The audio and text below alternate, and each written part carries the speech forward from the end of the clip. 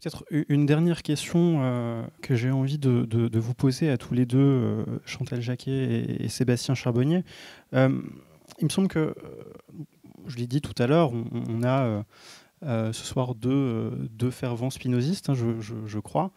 Vous avez tous les deux en commun peut-être cette volonté de réactualiser Spinoza, ou en tout cas de recourir aux ressources conceptuelles proposées par Spinoza pour penser les questions actuelles et en même temps aussi pour élaborer votre propre philosophie, votre propre conceptualité. Et la question que j'ai envie de vous poser de ce fait, puisque je crois que vous mobilisez tous les deux dans vos ouvrages respectifs des concepts spinozistes, c'est savoir finalement comment est-ce que peut-être Spinoza peut nous apporter des ressources conceptuelles, nous donner des pistes pour essayer d'élucider la question qu'on s'est posée ce soir. C'est-à-dire, d'une part, peut-être essayer de dépasser un constat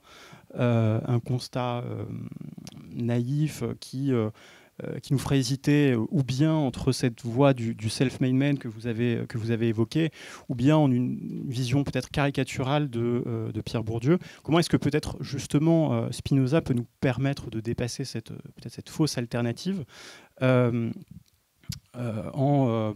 essayant de résoudre ce problème de l'idéal d'émancipation. Comment est-ce que peut-être on doit penser l'enseignement de la philosophie aujourd'hui pour essayer de résoudre le problème qu'on s'était posé ce soir?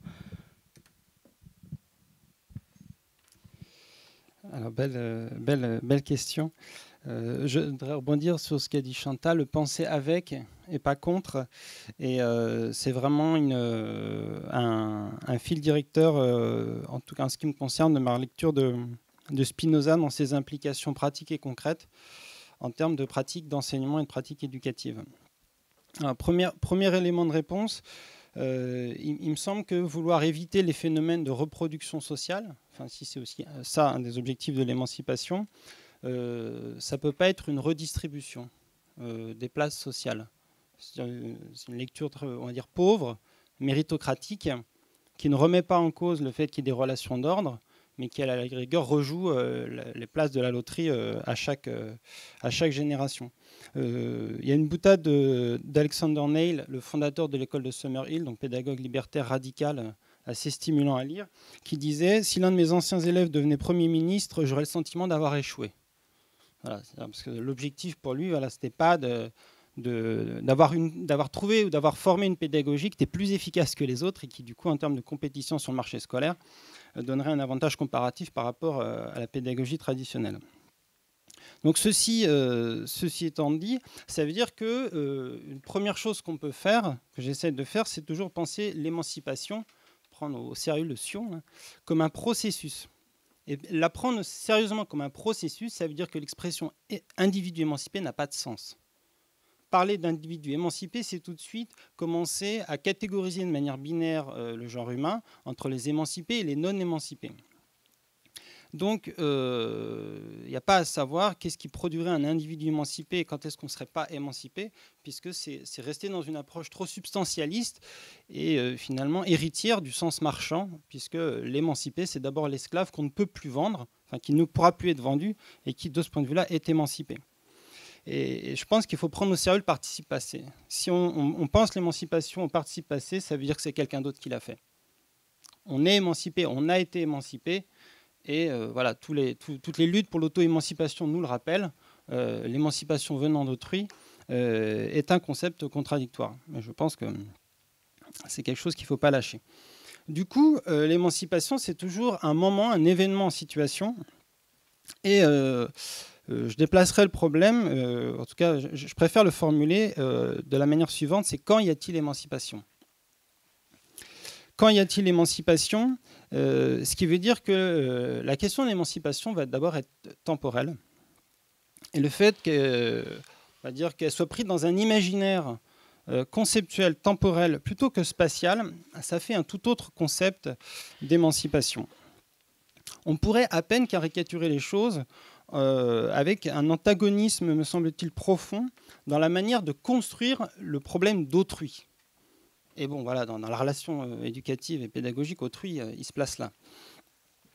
Le problème mal posé de l'émancipation a pour concept opposé l'aliénation.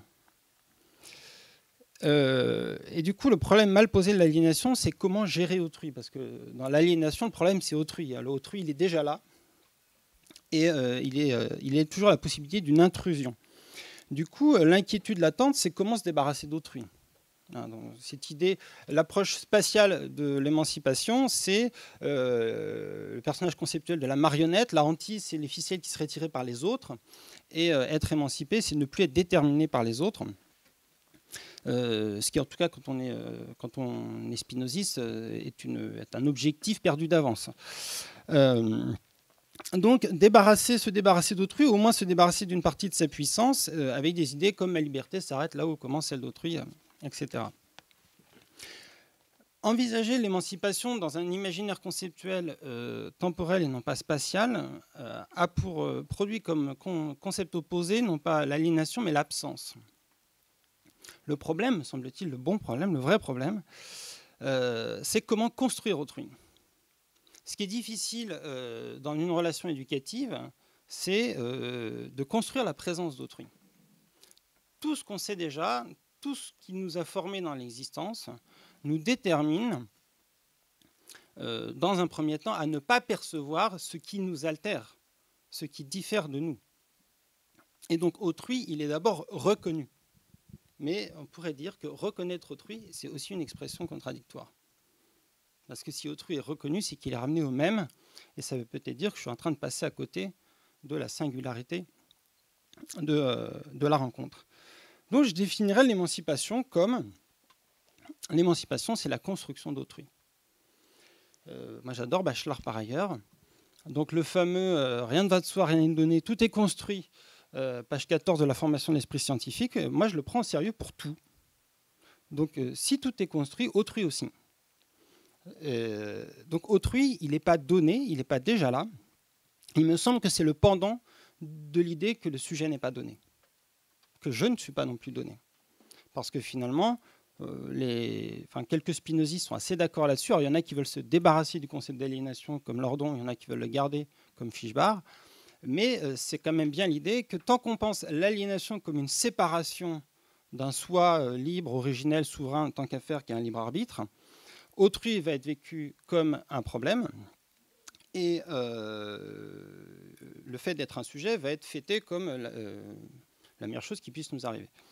Le problème, c'est peut-être plutôt le fait qu'on se prenne pour un sujet, qui est pour le coup typiquement une illusion dangereuse, un sujet qui ne voudrait pas être du coup trop confronté à un autrui vécu comme envahisseur. Et donc la question difficile en philosophie, c'est justement d'arriver à cette présence d'autrui. Et une des pistes que j'essaye d'explorer parce qu'elle me paraît forte pratiquement et parce qu'elle est contre-intuitive et c'est toujours stimulant, c'est que le meilleur moyen de faire ça, c'est de ne pas contredire autrui. Et donc le livre qui est sorti là, avec un titre faussement développement personnel, pour agacer les philosophes, et Aimé s'apprend aussi, est en fait un livre de développement collectif. Au sens que le collectif, le peuple n'est pas donné. Chez tous les philosophes que j'aime, le peuple, c'est pas donné. Chez Rousseau, chez Dewey, c'est l'enjeu politique de la démocratie par excellence. Comment construire un nous et que le nous est premier. C'est parce qu'on construit un nous qu'éventuellement un je et un tu sont possibles. Alors pourquoi le refus de contredire et pourquoi est-ce que c'est important en philosophie? Parce que il me semble qu'il y a un lien entre la contradiction et le fait d'être incapable d'apprendre. Parce que qu'est-ce qui se passe quand on contredit autrui? Ça veut dire qu'on croit reconnaître une idée chez lui et on n'est pas d'accord avec lui. Et ce geste de la contradiction, c'est la tentation du pouvoir dans les rapports de savoir. C'est la tentation du pouvoir dans les rapports de savoir. Je vérifie le temps. Parce qu'on voit d'abord non pas ce qui est présent en l'autre, mais ce qui est absent. Et c'est normal, parce que... Enfin, c'est normal. Le problème, c'est qu'on est bourré d'attentes en fonction de ce qu'on sait, et en fonction de ces attentes-là, on se met à percevoir des absences. Or, c'est hautement problématique. J'ai été étonné de retomber, comme quoi on peut toujours relire Spinoza, sur la définition du mépris chez Spinoza, et qui arrive de manière assez rigolote, puisque c'est dans la définition des affects à la fin du livre 3, il va définir les affects, on a le droit à joie, désir, joie, tristesse, donc ça se place là, 4e position, et 5e, donc tout début, l'admiration et le mépris, avec Spinoza qui précise, j'en parle parce que j'ai une raison pour en parler, mais ce n'est pas des affects. Donc là, je me dis, waouh, il se passe quelque chose. Il y a des définitions des choses qui ne sont pas des affects, mais Spinoza, il faut quand même que j'en parle. Parce qu'il définit le mépris de la manière suivante, et vous allez voir, je pense que c'est très lié. Alors, je le cite, pour pas... Spinoza dit, comme souvent chez Spinoza, les termes sont forts, et il ne faudrait pas qu'on y projette autre chose que ce qu'il veut dire. Le mépris est l'imagination d'une chose qui touche si peu l'esprit que, sous l'effet de la présence de la chose, que l'esprit... Pardon, je reprends. Le mépris est l'imagination d'une chose qui touche si peu l'esprit que l'esprit, sous l'effet de la présence de la chose, est plutôt amené à imaginer ce qui ne se trouve pas dans la chose que ce qui s'y trouve. C'est-à-dire que est défini comme mépris toutes les perceptions négatives d'autrui.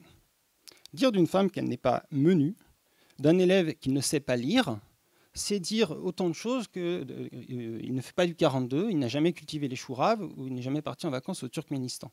La liste est en droit infini, puisque c'est la description d'absence. Or, c'est comme ça que je le comprends, pour Spinoza c'est très grave, parce que c'est typiquement le ratage affectif. Mépriser quelqu'un, c'est ne pas réussir à percevoir ce qu'il est. Et donc, c'est forcément ne pas risquer de le rencontrer. Et en philosophie, dans l'enseignement de la philosophie, c'est toujours quelque chose qui nous guette. Alors la forme scolaire, de manière plus générale, tend à produire ça, mais percevoir d'abord ce que l'autre n'est pas, c'est finalement ne parler que de soi. Puisque c'est parler de ses déceptions, parler de ses attentes, parler de ce qu'on voudrait que l'autre soit et constater qu'il n'est pas ça. Et donc la différence, donc ce qui est censé, pour moi, ce qui est la source de l'apprentissage, la source de l'étonnement, ce qui met en difficulté, ce qui crée du doute, la différence est réduite à l'absence de qualité jugée éminente. Et donc la recognition serait l'inverse absolu de l'apprentissage. Et là, je retrouve un autre philosophe que j'aime bien, Deleuze, dans le chapitre 3 de Différences et répétitions, qui est un des plus grands chapitres de philosophie de l'éducation du XXe siècle. C'est vraiment le combat titanesque, c'est le concept de recognition contre le concept d'apprentissage, parce que Deleuze voit dans la recognition l'antithèse de ce que signifie penser, sachant que finalement penser, pour Deleuze, c'est apprendre. Et donc voilà, c'est pour parler comme Spinoza, quand il dit ni rire ni pleurer mais comprendre, je dirais que contredire c'est pleurer, mais en le dissimulant sous les oripeaux de la rigueur logique.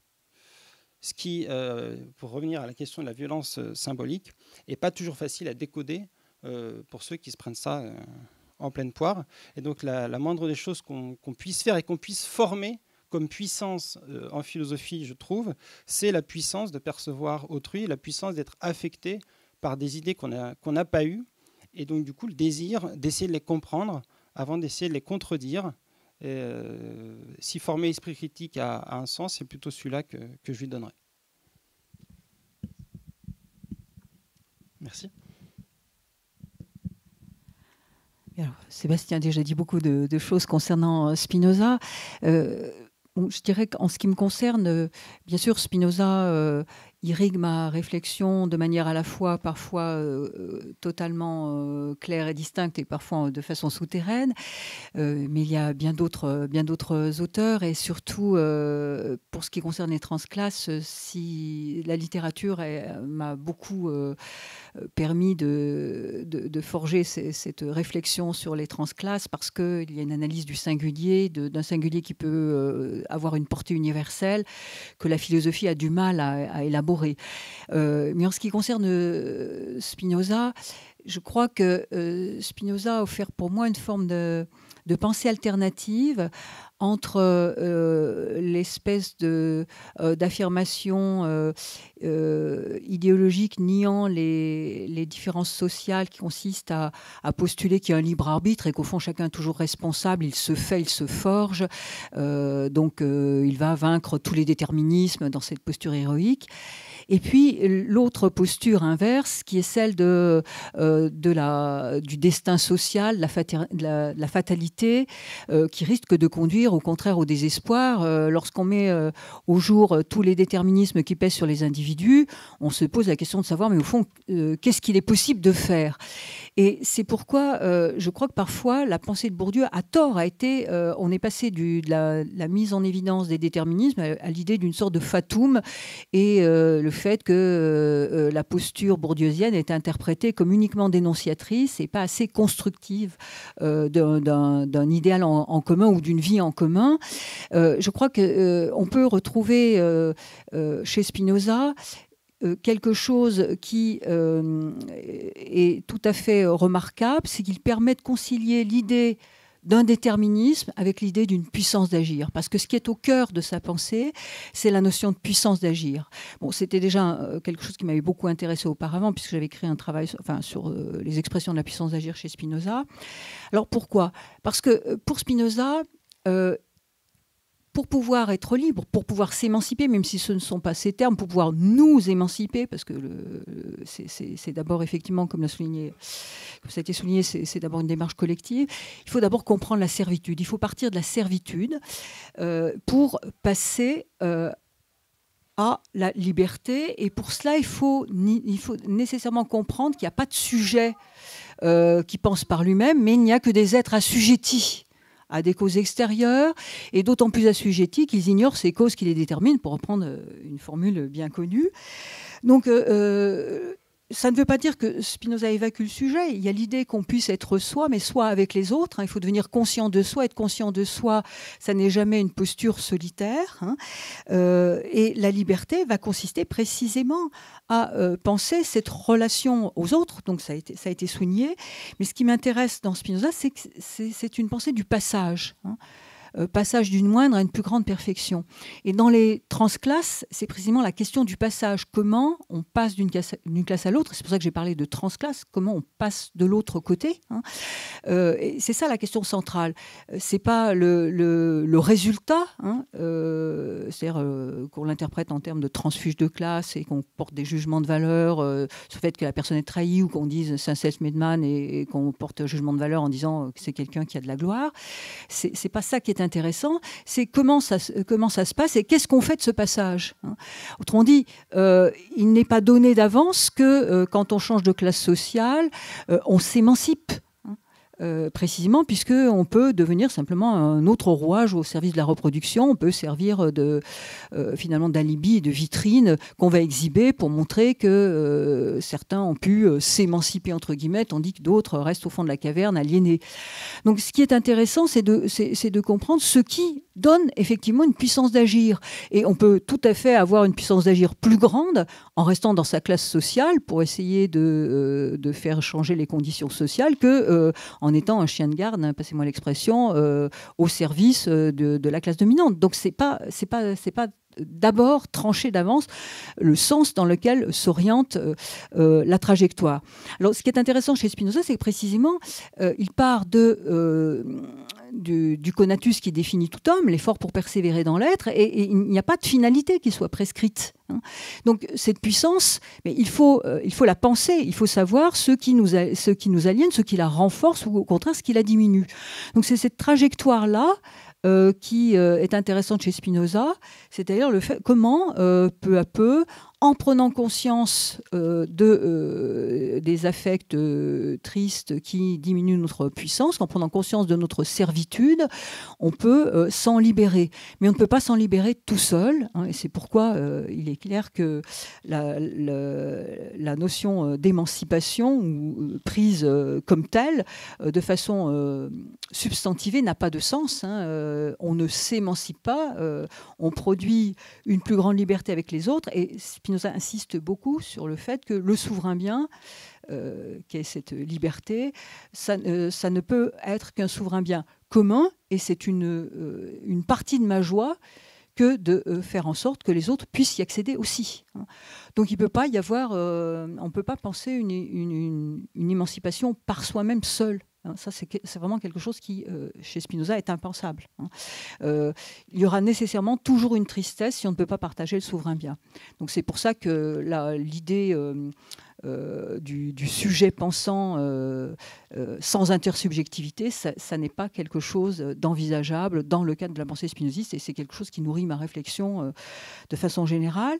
Et plus profondément encore, il y a le fait que précisément il s'agit de penser une puissance d'agir commune, et il y a aussi place pour l'imagination. Autrement dit, il ne s'agit pas du tout de faire le procès de ceux qui recourent à des fictions, comme celle du libre arbitre. On peut comprendre qu'au cours de ce cheminement de la servitude à la liberté, eh bien, pour reprendre la formule de Spinoza, l'esprit s'efforce d'imaginer tout ce qui augmente sa puissance d'agir. Donc si j'ai besoin de me représenter comme étant libre de toute détermination, même si c'est une fiction, ça peut augmenter ma puissance d'agir. Si, au contraire, je me lamente sur le fait que je suis issu d'un milieu tel que, statistiquement, je n'ai aucune chance de changer ma condition, ça va diminuer ma puissance d'agir. Donc, parfois, la vérité, un certain seuil de vérité, quand il ne s'accompagne pas de la transformation des conditions sociales, c'est quelque chose qui nous rend tristes. Et c'est pourquoi il y a une positivité aussi de la fiction. Et en ce sens-là, soyons généreux, ne crions pas haro sur les idéaux républicains émanant de Jules Ferry. Ils ont pu avoir leur positivité, ils ont pu alimenter notre imaginaire, même si nous pouvons voir en quoi ils peuvent être factices, en quoi ils peuvent devenir des obstacles. Je crois que par rapport à une idée imaginative, il faut toujours se poser la question de savoir en quoi elle peut être une aide, et en quoi, si on la fige, si on la prend pour vérité, elle devient un obstacle et quelque chose qui va faire stagner notre puissance d'agir. Je vous remercie beaucoup. Arthur, une réaction peut-être ? Merci. Merci pour ces interventions. Je me permets d'exprimer ici une réflexion plus informelle, et comme ça ouvrira peut-être la partie débat. Réflexion peut-être qui prendra la forme d'une question adressée à Chantal Jacquet. J'ai lu attentivement La Fabrique des transclasses, et je me posais une question qui ne sera pas une critique, qui sera simplement peut-être l'occasion de soulever un questionnement. Disons, en lisant La Fabrique des transclasses, je me suis rendu compte qu'une attention particulière était portée sur le problème de l'émergence du désir ou de la jeunesse des désirs. C'est-à-dire comment, chez quelqu'un qui, du fait de sa classe sociale ou de ses conditions matérielles d'existence, n'est pas disposé à s'intéresser aux lectures, par exemple, ou à s'intéresser à sa réussite scolaire, ou à s'intéresser à une certaine culture humaniste, ce désir-là peut émerger. C'est quelque chose qui est très bien abordé. Vous avez critiqué de manière, à mon avis, très pertinente les mythes du volontarisme, le mythe du libre arbitre, le mythe de l'ambition, le mythe du self-made man, et vous avez montré qu'il y avait toujours un contexte qui était celui d'une attente, l'attente d'une famille, l'attente d'un village. Et je crois que là-dessus, sur ce point, c'est très pertinent. Je me demande si, malgré tout, cette manière de poser la question ne présuppose pas un certain parti pris, j'allais dire idéaliste, sur la question de la mobilité sociale ou sur la question de la non-reproduction. Parti pris idéaliste dans la mesure où on s'arrêterait seulement à mi-parcours, à savoir comment est-ce que émerge effectivement ce désir qui ne devrait pas émerger dans la classe sociale auquel appartient la personne.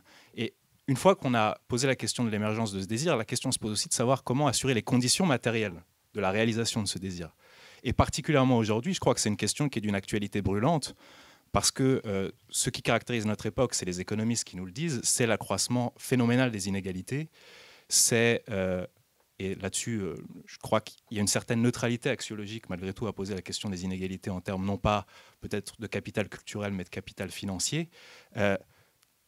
Aujourd'hui, je me pose la question de savoir tout simplement si quelqu'un qui aurait pu passer l'étape de l'accès au savoir, de l'accès à la culture humaniste, mais qui n'aurait pas, par sa classe sociale, les conditions matérielles qui sont celles de ses camarades de promotion dans les grandes écoles, pourraient simplement matériellement prétendre à faire carrière, par exemple, dans les universités, quand on connaît la réalité de ce que sont les salaires des postdocs, quand on connaît la réalité de ce que sont le coût de la vie à Paris, par exemple, ou de ce que sont les perspectives qu'offrirait à ces personnes-là le choix rapide de la déviation vers une trajectoire plus utilitaire, plus intéressée, c'est-à-dire, pour dire les choses rapidement, le choix d'HEC plus que Normal Sup, etc. Et je me demande si le problème du déclin, disons de l'intérêt qu'on peut constater aussi pour la culture littéraire, la culture humaniste, elle ne tient pas malgré tout à ces conditions matérielles qui relèvent en fait de choix politiques aussi. Merci pour cette question. Le problème, quand on écrit un livre, c'est que le livre déroule de façon successive des éléments qu'il faut penser simultanément. Et c'est pour ça que j'ai beaucoup insisté sur le fait que penser une trajectoire de transclasse, c'est penser une complexion, c'est-à-dire différents fils noués en même temps et inséparables, de sorte qu'il n'y a pas une cause qui est déterminante, mais une série de causes complexes qui se combinent. Et quand je les ai énumérées, je suis partie, si vous voulez, dans une... je parle ici des transclasses. Hein. Je suis partie, finalement, d'une méthode qui pourrait être une voie analytique, c'est-à-dire comment amener quelqu'un qui a le présupposé selon lequel, en fait, on change de classe sociale parce qu'on a de l'ambition, comment l'amener sur le terrain de la compréhension des déterminismes.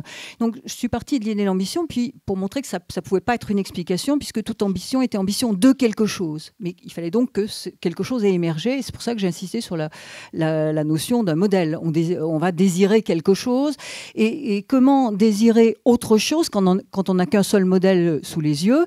Donc, c'est pour ça que j'ai pensé à la question des modèles alternatifs. Mais tout de suite, après, il y a la question qui est déterminante en dernière instance, c'est-à-dire des conditions économiques et des conditions politiques, puisque je disais que le désir de savoir se commue en malheur de ne pouvoir s'il n'y a pas les conditions matérielles, économiques, etc. Et ces conditions matérielles ne sont pas suffisantes non plus, parce qu'on a beau, dans une même famille, on pourrait très bien avoir des conditions matérielles analogues, des incitations, etc. Mais selon la place dans la fratrie, on va avoir un destin ou une trajectoire sociale totalement différente. Donc il faut penser cette combinatoire. C'est pour ça que j'ai parlé de la notion de complexion. Et c'est bien cette idée que ce sont des fils qui sont noués ensemble. Et il n'y a pas un fil qui va être premier par rapport à d'autres. Et d'ailleurs, puisque ce sont des singularités, il y a des fils qui vont être plus importants pour tel individu, d'autres pour tel autre.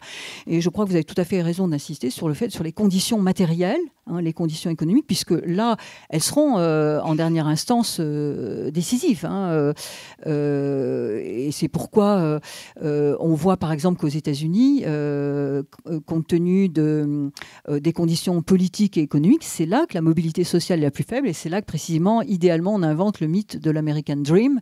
On a bien besoin de rêver, puisque la vie courante est un cauchemar.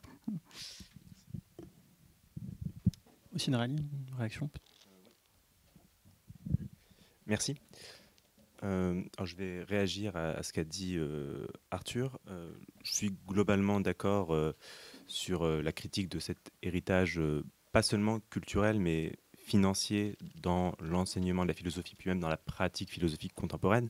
Ça me rappelle l'avant-dernier roman de Michel Houellebecq, où au tout début de Soumission, il dit que l'université assure à 80% sa reproduction sociale. C'est-à-dire que, globalement, pour s'intéresser à des problèmes comme ceux de la glande pinéale ou de la protéousia, il est nécessaire non seulement d'avoir baigné dans un climat culturel propice à ce genre de réflexion désintéressée, mais d'autre part, il faut avoir des conditions financières suffisantes pour, par exemple, faire une thèse ou, par exemple, vivre avec un SMIC à Paris à bac plus 12.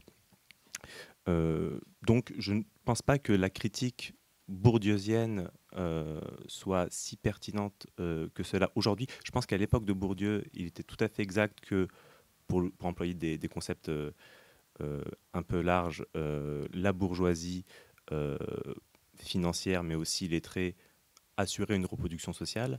Mais je pense que, vu pour des conditions qu'on peut regretter, le déclassement social de l'intelligentsia en Occident et plus particulièrement en France, il faut avoir, je pense, baigné dans un climat ou dans l'idée selon laquelle le désintéressement financier et l'intérêt pour les abstractions doit être privilégié.